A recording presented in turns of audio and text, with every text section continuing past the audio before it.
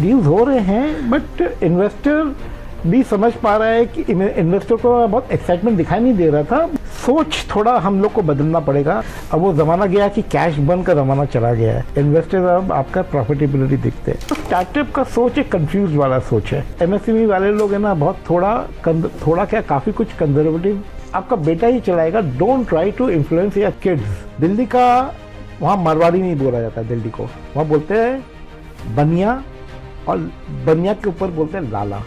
कलकत्ता का मारवाड़ी चाहे बड़ा बिजनेस करे या दुकानदार है, वो मारवाड़ी ही है। कलकत्ता का Marwari is far more open minded than the Delhi का लाला।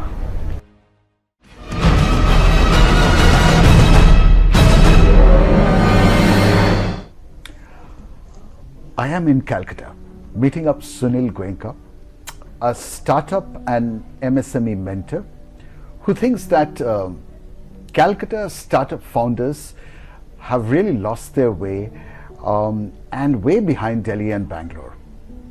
Sunil, is Calcutta a dying city really?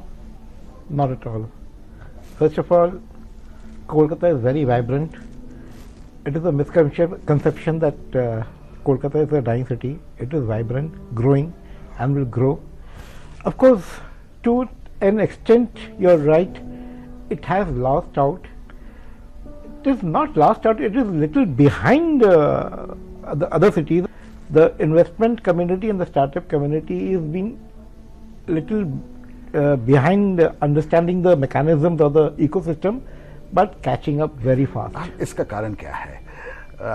Bengalis के अंदर एंटरप्रेन्योरशिप कम है, मारवाड़ी कल्चर स्टार्टअप को एम्ब्रेस नहीं किए।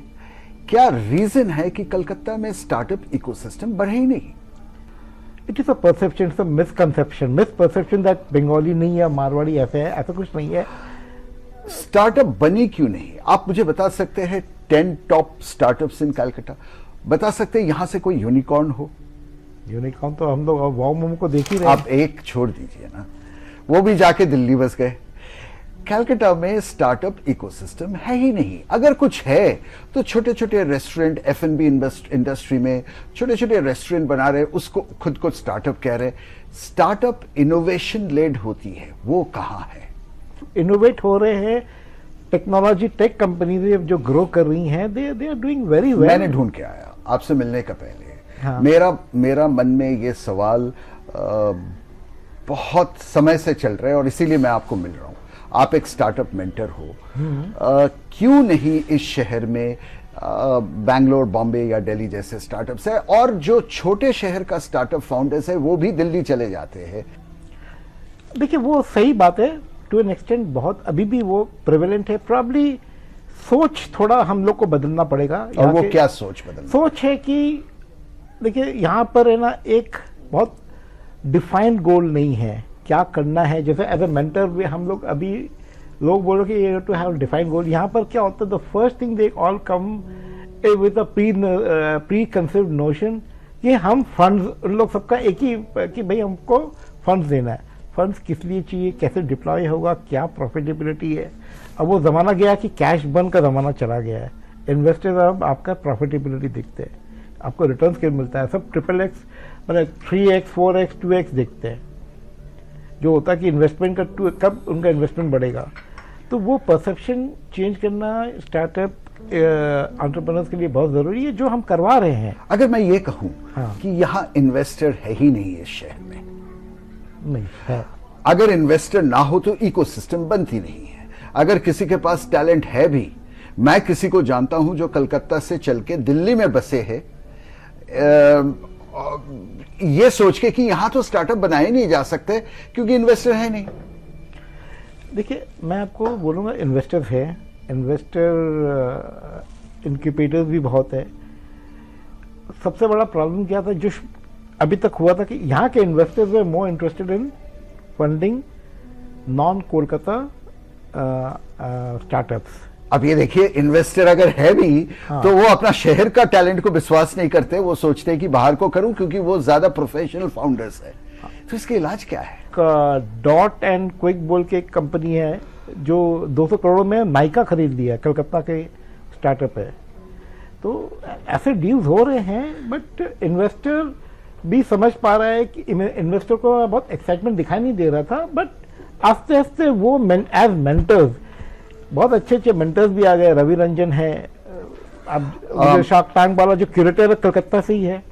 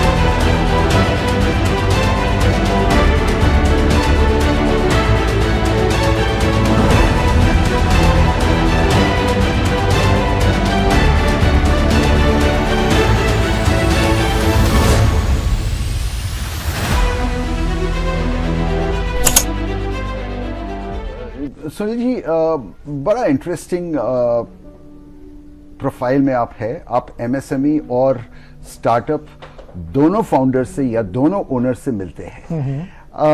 फर्क क्या है? एक एमएसएमई ओनर और एक स्टार्टअप फाउंडर में फर्क क्या है? फर्क तो दोनों छोटे हैं। एमएसएमई देखिए, एमएसएमई का बहुत बड़ा परिभाषा है, छोटे भी है, मिड भी है।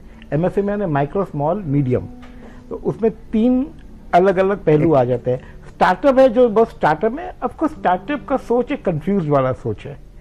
एमएसएमई वो डिफाइंड है, उसको पता है क्या करना है, उसके अलग चैलेंजेस हो गए। स्टार्टअप का जो फाउंडर आता है, जो मैक्सिमम, मैं सबको तो नहीं बोल सकता हूँ, मैक्सिमम जाते हैं बहुत कंफ्यूज स्टेट ऑफ माइंड से आते हैं। उनको सबसे बड़ा प्रॉब्लम क्या होता है, मेंटरशिप की इश्यूज आती है। बट सुनील जी, एक चीज बताइए, एमएसएमई बड़े क्यों नहीं होते, क्यों वो छोटे रह जाते हैं? नहीं, एक स्टार्टअप जितना तेजी से बढ़ता है, एमएसएमई वहीं का वहीं 20 साल 30 साल अगला जनरेशन टेक ओवर कर रहे, 300 करोड़ क्रॉस नहीं किया। ऐसे क्यों है? कई ऐसे वर्ग जो जल्दी ग्रो नहीं कर रहे, स्पेशली ये बहुत बड़ा चैलेंज है प्रोडक्ट में। अगर प्रोडक्ट होता है ना, प्रोडक्ट बेस्ड होता है, उसमें लोग जल्दी को, जो टेक कंपनी तो बहुत ग्रो कर रही हैं, टेक्नोलॉजी में बहुत काम कर रही हैं, या टेक्नोलॉजी को लेके काम कर रही है, बहुत ग्रो कर रही है। जो कन्वेंशनल है वो ग्रो कर नहीं पा रही है। मैं कुछ दिन पहले क्लोथिंग मैन्युफैक्चरर्स एसोसिएशन का प्रेसिडेंट से इसी शो में मिल रहा था, तो मैंने उनको पूछा कि आपका इंडस्ट्री में जयपुर से एक कंपनी, कई कंपनी, एक नहीं 2-3 कंपनी 2-3 वर्ष में इतना ज्यादा ग्रो कर गया, और आप खुद एक कंपनी का मैन्युफैक्चरर, आप एक जो प्रेसिडेंट है, आप खुद एक ब्रांड का ओनर हो, एक मैन्युफैक्चरर हो। 30 साल में आपने वो नहीं कर पाए। 30 साल से आप बिजनेस कर रहे हो, जो 3 साल में 2 यंग लड़का जयपुर से मिडिल ईस्ट से फंडिंग लाके इतना तेजी से, ये क्यों है? एमएसएमई ग्रो नहीं कर रहा है, स्टार्टअप ग्रो कर रहा है। एक जनरेशन का भी होता है, और एक होता है सोच का भी फैक्ट। एमएसएमई वाले लोग है ना, बहुत थोड़ा क्या, काफी कुछ कंजर्वेटिव माइंडसेट से निकल जाते हैं। उन लोग भाई फंडिंग में बिलीव नहीं करते। उनको लगता है कि भाई सबसे बड़ा इश्यू जो मैं फेस करता हूँ, भाई इक्विटी चला जाएगा। अभी जैसे आईपीओ का हो रहा है, कलकत्ता से काफ़ी अच्छे कंपनीज भी आईपीओ लेके आ रही है, मगर अभी भी ऐसे लोग हैं जो बोलते हैं भाई आईपीओ हमारा तो स्टेक खत्म हो जाएगा। अगर स्टेक खत्म होगा तो बट आपका तो ग्रोथ भी होगा। उसको चिंता है कि मेरा स्टेक तो चला जाएगा, मेरा तो कंपनी में कंट्रोल नहीं रहेगा। ये जो एक क्या बोलेंगे, बहुत सिली नोशन में उसको बोलता है। एक सिली नोशन को ब्रेक करना बहुत जरूरी है। आप जैसे मेंटर, हाँ, आपको लगता है एक बिजनेसमैन, वो भी जो अपना हाथों से अपना फैक्ट्री बनाया और चाहते हैं कि अपना बेटे को मैं चाबी दे के जाऊं, भले मेरा टर्नओवर 30 साल में 100 करोड़ में अटका हुआ है, वो आप जैसे मेंटर का बात सुन के ये नोशन बदल देंगे? देखिए, क्या मेंटर का उतना पावर ऑफ इन्फ्लुएंस होती है? बहुत जगह देखा जाता है कि वो इन्फ्लुएंस नहीं भी होते हैं। कई ऐसे केसेस भी हुए जो इन्फ्लुएंस हुए हैं। मैं उनको यही बोलता कि जब आप अपने बच्चे को हैंड ओवर कर रहे हो तो आपका बेटा ही चलाएगा. Don't try to influence your kids, you know, because क्या होगा, प्रॉब्लम कहाँ आती है मैं आपको बताता हूँ. ग्रोथ का आप जो बात कर रहे हैं तो प्रॉब्लम आता है कि जब जनरेशनल क्लैश होता है, बहुत बड़ा इश्यू है. बेटा चाहता है कि मैं ऐसा करूं, ये ब्रांडिंग में खर्चा करूं, डेवलपमेंट में लाऊं, टेक्नोलॉजी लाऊं. उसको फादर को लगता है कि भैया ये सब करके ये खर्चा, उसको खर्चा दिखाई देता है. और ये खास तौर पे ये जनरेशनल गैप कलकत्ता का मरवाड़ी ओनर्स और मिड साइज कंपनी का, बड़े कंपनी तो चलो बड़े हो गए क्योंकि जनरेशनल गैप था नहीं या उन्होंने ब्रिज कर पाए. जो मिड साइज कंपनियां हैं, क्या इसमें जनरेशनल गैप का वजह से बेटा दबके रह जाते हैं? होता ही है, होता है, दबके रह जाता है बेचारा, बहुत फ्रस्ट्रेटेड हो जाता है. फ्रस्ट्रेट होकर करते क्या है? कोई कुछ कर नहीं सकता है वो. उसको भी पता है कि वो बाय द टाइम उसको लगता है उसको लगता है कि मैं बहुत, मेरा उम्र चला गया, तो वो भी बहुत दुखी हो जाता है. तो उसका फ्रस्ट्रेशन रहता ही है. और वो करते क्या है लाइफ में? नहीं, इस फ्रस्ट्रेशन को लेके वो जीते हैं? नहीं, जीते तो है, जीना बाहर नहीं जा पाते, बाहर नहीं, उससे निकल नहीं सकते हैं. तो जो है जैसा चल रहा है वैसे ही चलने देते हैं कि भैया ठीक है, मान लेते हैं, एक्सेप्ट कर लेते हैं. बट आस्ते आस्ते अब ये जो जनरेशन जो बोल रहे हैं ना, वो थर्ड जनरेशन है ना. अब सेकंड जनरेशन जो आ रहा है, जो जिसका बात फादर ने नहीं सुना, वो कंपनी, वो अपना बेटा को पूरा लिबर्टी दे रहा है. एक सज्जन से मिला दिल्ली में, गुड़गांव में कुछ हफ्ता पहले, गोयनका ज्वेलर्स का ब्राइट यंग पर्सन, कलकत्ता छोड़ के. हाँ, मुझे पता है. कलकत्ता छोड़ के लैब डायमंड्स का काम करते हैं और गुड़गांव में बस गए. हाँ.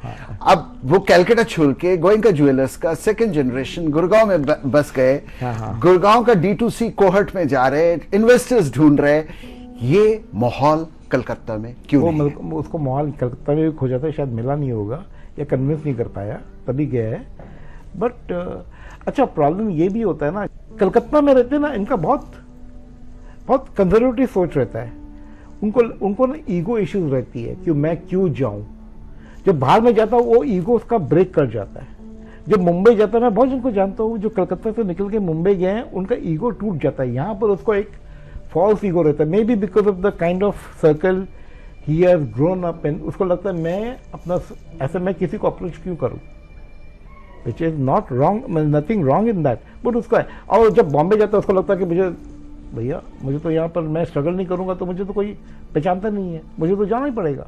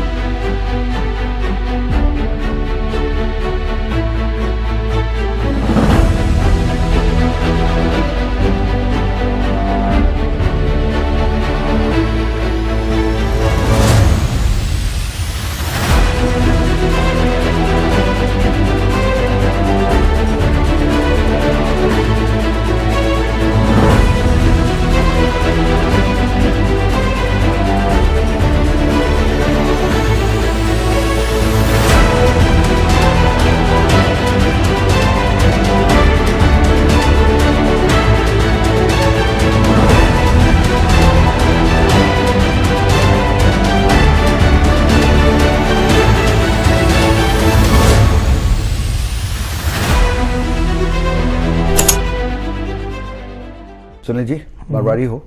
हाँ, मारवाड़ी हूँ. खास मारवाड़ी हो? खास नहीं, मैं अपने को बंगाली मारवाड़ी बोलता हूँ. क्या फर्क है यहाँ का मारवाड़ी और दिल्ली का मारवाड़ी के बीच में? दिल्ली का, वहाँ मारवाड़ी नहीं बोला जाता है दिल्ली को, वहाँ बोलते हैं बनिया, और बनिया के ऊपर बोलते हैं लाला. अच्छा, मैं आपको बताता हूँ, वहाँ पर जो अपने, जिसको हम लोग मारवाड़ी बोलते हैं, स्पेशली द बनिया कम्युनिटी, ये बनिया, हम लोग भी बनिया ही है. दिल्ली में उसको बनिया, दुकानदार को बनिया से, दुकानदार या ट्रेडर को बनिया से कैटेगराइज किया जाता है. और लाला जो थोड़ा बड़ा बिजनेस चलाता है, इंडस्ट्री चलाता है, वो लाला हो गया. कलकत्ता का मारवाड़ी चाहे बड़ा बिजनेस करे या दुकानदार है, वो मारवाड़ी ही है, क्योंकि वो राजस्थान से, हरियाणा से आया, तो उसको वही कैटेगरी हो गया है. फर्क ये है कि देखिए, कलकत्ता का, अगर मैं बोलूंगा, मैं थोड़ा बायस रहूंगा अगेन, कलकत्ता का Marwari is far more open minded than the Delhi का लाला. ठीक है, दिल्ली का, कलकत्ता वाला ठीक है कंजर्वेटिव बहुत है, मगर सोच भी वो बड़ा रखता है। मुझे तो उल्टा लगता है, यहां का कंपनियां खर्च नहीं करते हैं कोई भी इंटेंजिबल, जैसे एडवर्टाइजमेंट हो, बिजनेस प्रमोशन हो, ब्रांड बिल्डिंग हो, या नया तरीके से चैनल डिस्ट्रीब्यूशन को खड़ा करना हो। सिंपल चीज, दुकान में ब्रांडिंग लगाना है, 10 बार सोचते हैं, बिक तो रहे सामान, लगाने का जरूरत क्या है, जब तक बिक रहे तब तक चल रहे। दिल्ली आगे है इस मामले में। दिल्ली समझते हैं कि वैल्यूएशन गेम क्या है। नहीं, बहुत कुछ सच भी है, बट ये भी बात अगर इतना दबा आवाज में क्यों बोल रहे हैं, बहुत कुछ सच है? नहीं, खुल के बोलिए ना। मैं खुल के ही बोल रहा हूं। देखिए, मैं बताता हूं, सच भी है और सच नहीं भी है। मैं मानता हूं कि मैक्सिमम आप बिल्कुल मेंटर वाले भाषा में बात करते हैं, मेंटर वाला सच भी है सच नहीं भी है, कुछ एक चीज तो बोलो। नहीं सर, मैं आपको बताऊंगा, ये एक स्टडी है, मैं आपको स्टडी दिखा भी दूंगा कि सबसे ज्यादा ब्रांड स्पेंडिंग कलकत्ता के जो ब्रांड्स हैं, कलकत्ता, अब मैं बताता हूँ, कलकत्ता से बहुत बड़े बड़े ब्रांड्स का इतना मैंने बड़ा क्या spending कहा, है। 20-25 ब्रांड छोड़ दीजिए, 30 साल में 20-25 ब्रांड कुछ भी नहीं होता है। 30 साल में नहीं होता कि सर, मगर सबसे बड़ा स्पेंडिंग इनकी तरफ से ही आता है। जहां पर भी देखेंगे अक्रॉस मीडिया प्लेटफॉर्म्स, सबसे ज्यादा स्पेंडिंग कलकत्ता के ब्रांड। एक बार के लिए मैं समझ रहा हूं आप क्या बोल रहे हैं, होशियारी इंडस्ट्री को अलग रखें। होशियारी भी नहीं सर, कपड़ा देखिए, आईटीसी कलकत्ता का है। आईटीसी कलकत्ता का नहीं है, बिल्कुल है सर। ये हमारा जो सोच है कि आईटीसी कलकत्ता का है, किसी समय पे वो भी कलकत्ता का थे, टाटा भी कलकत्ता का थे, ये सब नेशनल ब्रांड्स है, कॉर्पोरेट्स है। मैं कह रहा हूं सेल्फ ग्रोन ब्रांड। मैं कह रहा हूं प्लाईवुड का बात, सनमाइका का बात, जो रीजनल ब्रांड्स होकर रहेंगे। सेंचुरी प्लाई सबसे बड़ा है, ग्रीन प्लाई। एक 2-4 नाम छोड़ के आगे का बात करें आपको और बताइए, दिल्ली से कौन है, प्लाई का नाम बताइए मुझे। Austin ply Calcutta, green ply Calcutta, century जो सबसे बड़ा है वो कलकत्ता है कि नहीं सर। अपैरल एथनिक वेयर का जो सेगमेंट जो स्टार्ट हुआ है, एथनिक वेयर में कोई नहीं था, कुर्ता पजामा का दुकान करोलबाग में खाली कुर्ता मान्यवर, पूरा गेम चेंजर। सेनको ना, अभी इतना बड़ा आईपीओ है, 4000 करोड़ों का सेनको आपको सक्सेसफुल, कितना टाइम ओवर सब्सक्राइब हुआ sir. सेनको is a national brand, it can be called a national brand today. एक कारण यह भी है कि यहाँ का पॉलिटिकल इकोसिस्टम बिजनेस फ्रेंडली, जुबानी में तो कहते हैं कि हम बिजनेस फ्रेंडली है, बट ना पॉलिसी है, ना सिस्टम है, ना जमीन देते हैं, ना लेबर प्रॉब्लम को सॉल्व करते हैं। क्या ये रीजन भी है कि यहाँ से ब्रांड्स उभर के नहीं आ रहे, ये इन्वेस्टमेंट नहीं आ रहे? सर इन्वेस्टमेंट तो बहुत आ रहा है सर, बहुत गलत है। आप अगर जाएंगे कलकत्ता के जस्ट बाहर ही जाइए, इतने इंडस्ट्रियल प्लॉट बिक रहे हैं, इतनी इंडस्ट्री लग रही है सर। पॉलिटिकल इश्यूज है, मैं मानता हूं, मैं उसमें बहुत डीपली नहीं जाता, मैं पॉलिटिक्स नहीं समझता बोल के मैं डीपली नहीं जाता हूं, मगर मैं आपको बताऊं बहुत वाइब्रेंसी है, ग्रोथ है, पैसा लग रहा है। सोच डेफिनेटली बहुत कंजर्वेटिव मैं मानता हूं, पर वो सोच भी चेंज हो रही है।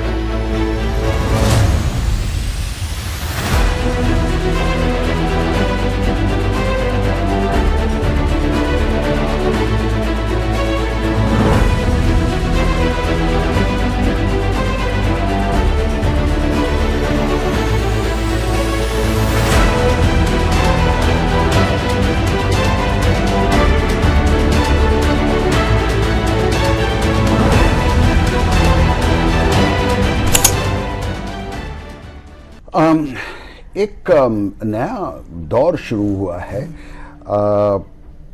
फैमिली ऑफिसेस का। हाँ, अब स्टार्टअप के लिए ये एक बहुत खूबसूरत मौका है। एक तरफ इन्वेस्टर्स है, सिंगल इन्वेस्टर्स, एक तरफ इन्वेस्टमेंट फर्म्स है जिसको हम वीसी कहते हैं, वेंचर कैपिटलिस्ट फर्म्स, जिसमें कई इन्वेस्टर मिलकर एक वेंचर कैपिटलिस्ट फर्म बनाते हैं, और एक तरफ उभर रहे जो बड़े कॉर्पोरेट्स है, फैमिली ऑफिस कर रहे हैं, जो अपना फैमिली ऑफिस कर रहे हैं, जिसको ये समझ में आ रहा है कि अर्ली स्टेज स्टार्टअप में जल्दी जल्दी अगर इन्वेस्ट कर दिया जाए तो वो हमारा बिजनेस के साथ अलाइन हो सकता है। जैसे कि भामी सोच रहे कि चलिए मैं तमाम एफएमसीजी कंपनी में इन्वेस्टमेंट कर दूं जो किसी ना किसी समय बिल्कुल हो रहा है, मेरा कोर बिजनेस को कंट्रीब्यूट करेगा।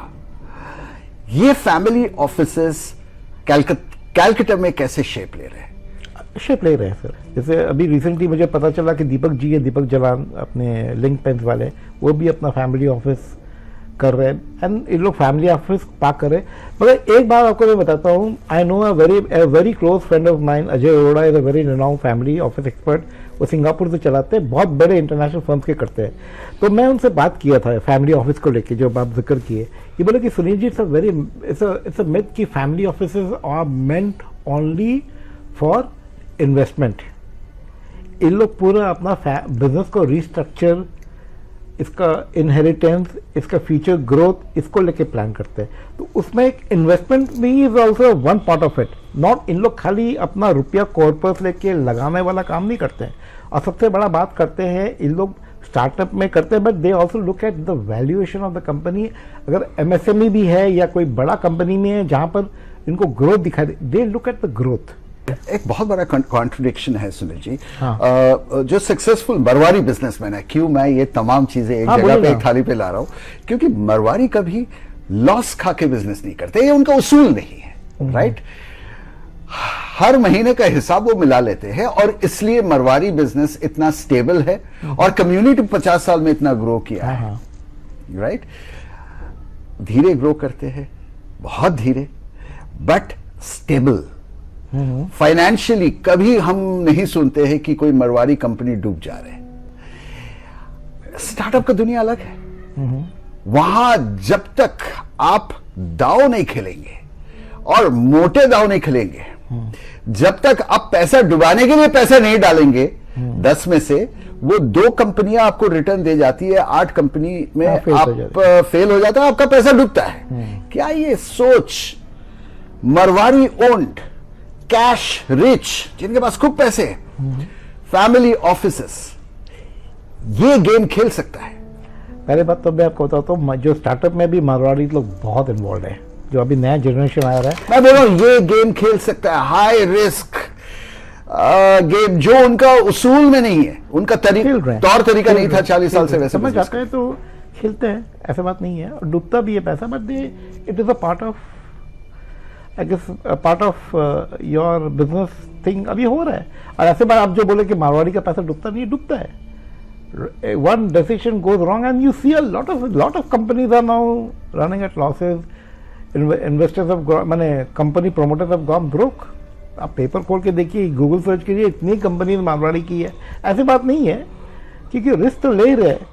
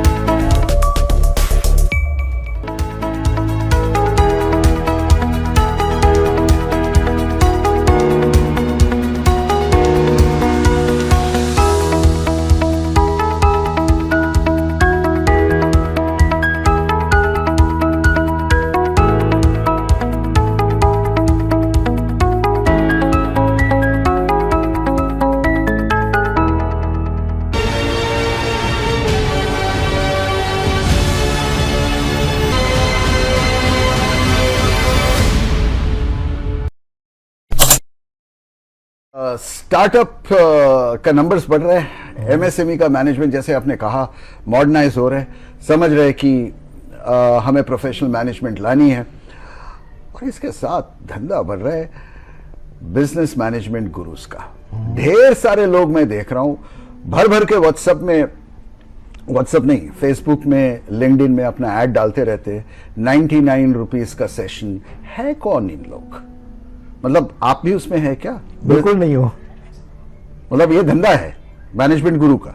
धंधा तो है ही, प्रोफेशन है। अब धंधा बोलिए प्रोफेशन बोलिए, वो लोग सैकड़ों लोग। हाँ, मैं तो देखता रहता हूँ, मुझे समझ नहीं आती करते क्या है। मुझे तो बहुत जन आके बोलते कि आपके और इसमें डिफरेंस क्या है। मैं तो मेंटर हूँ, मैं तो साफ बात करने वाला हूँ। इन लोग क्या करते हैं, ज्ञान देते हैं, मैं ज्ञान नहीं देता हूँ। मैं अब उसको कैसे उसको समझाता हूँ। ज्ञान देने और समझाने में फ़र्क है, क्योंकि मैं इसको बोलता हूँ कि तुम इस तरह से करो, ये धंधा बढ़ाओ, ये लिंक करो।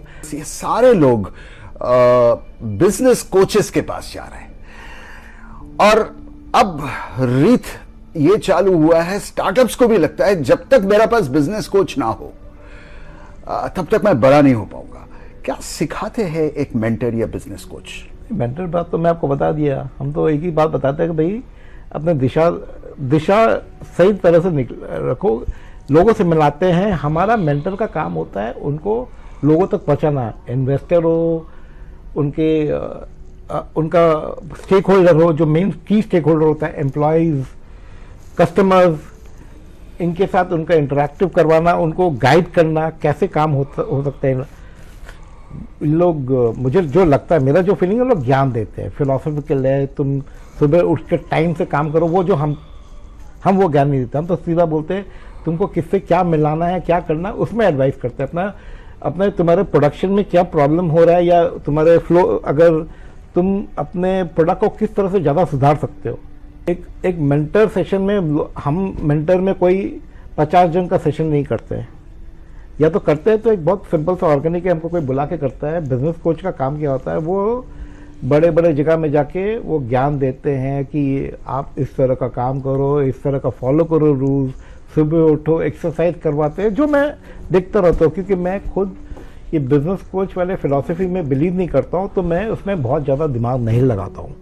सुनील जी, आप एक नया चीज कर रहे हैं। आप नया चीज तो नहीं कहूं, नया तरीके से एक चीज कर रहे हैं। आपने साल में 2 एंटरप्रेन्योरशिप अवार्ड लॉन्च किए।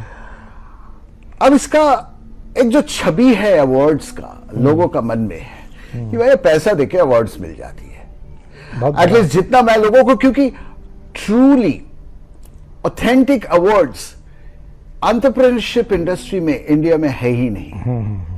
मूवीज का भी राज खुल गया, पैसे देके बेस्ट एक्टर बन सकते हो, राइट? आमिर खान जाते नहीं है मूवी अवार्ड्स में, तो ये अवार्ड्स है क्या कर रहे हैं? कितना पैसे मिलते हैं आपको ये अवार्ड्स ऑर्गेनाइज करने? तो हमें तो कोई पैसा मिलता भी नहीं है, हम ना तो किसी से पैसा लेते हैं। जो मैं करता हूँ प्योरली ऑर्गेनिक, एकदम मैं डंके की चोट के साथ कह सकता हूँ कि कैसे विश्वास करूंगा आपका बात? ये तो जो रेसिपिएंट है उनसे बात कर लीजिएगा, पूरा बेस्ट दे दूंगा। अवार्ड्स तो एक धंधा है। धंधा है तो मेरे लिए नहीं है। मैं तो जो बोलते हैं सही है आदमी है। और पहले बात तो मैं धंधा इसलिए नहीं कर सकता हूँ क्योंकि एक जूरी कमेटी वो डिसाइड करता है, हम उसको कोई इन्फ्लुएंस नहीं करते हैं। तो करते क्यों है आप? आपका कमाई क्या है अवार्ड्स? देखिए, कमाई कुछ नहीं है, ये मैं एक इकोसिस्टम क्रिएट कर रहा हूँ जहाँ द एक्चुअल ट्रूली डिजर्विंग, जिसको बोलते हैं द रियल गैलेंट्स, उनको मिला जाए।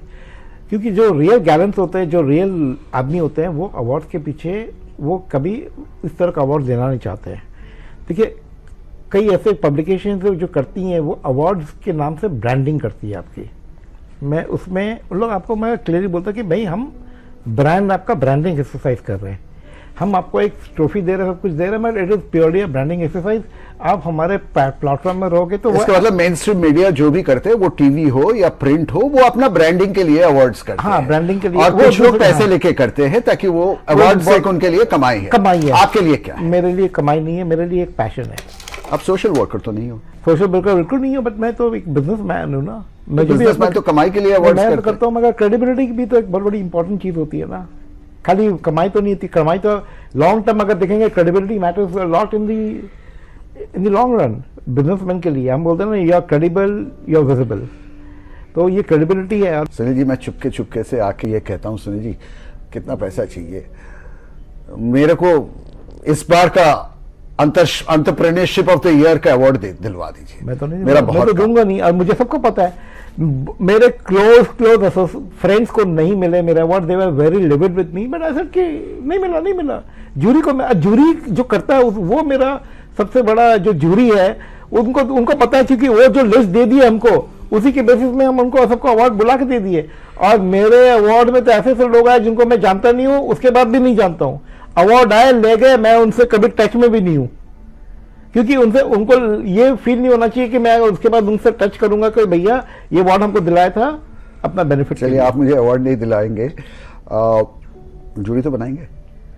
जूरी तो देखिए वो एक हाइपोथेटिकल चीज है। जूरी बनाने का क्या तरीका है? नहीं, जूरी तो अवार्ड का आप पैसे नहीं लेते, जूरी कैसे बनाते हैं? जूरी तो हम लोग वेटिंग करते हैं कौन सबसे ज्यादा क्रेडिबल है, किसको क्या है। जूरी खाली अलग अलग कैटेगरीज से लाते हैं, इंस्टीट्यूट से लाते हैं, बहुत क्रेडिबिलिटी उनका फैक्टर देखा जाता है। इसमें से एक अवार्ड बॉम्बे में होता है और एक कलकत्ता में। बॉम्बे वाले इवेंट का रिस्पॉन्स क्या रहा पिछले 2 साल?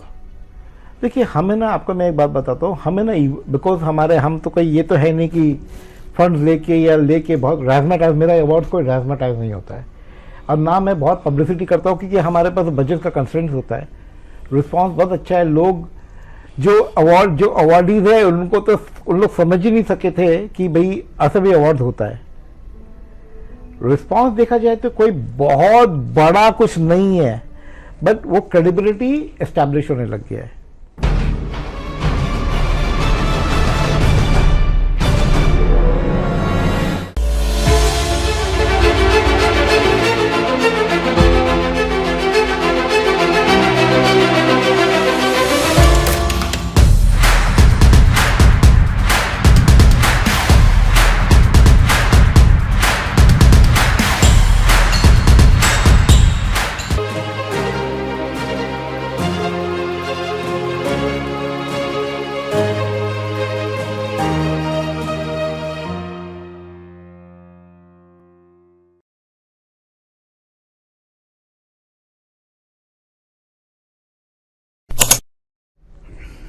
सुनील जी, आप दोनों एमएसएमई और स्टार्टअप को मेंटर करते हैं, इन दोनों कैटेगरी ओनर्स के अंदर क्या फर्क है और मेंटरशिप में क्या फर्क है?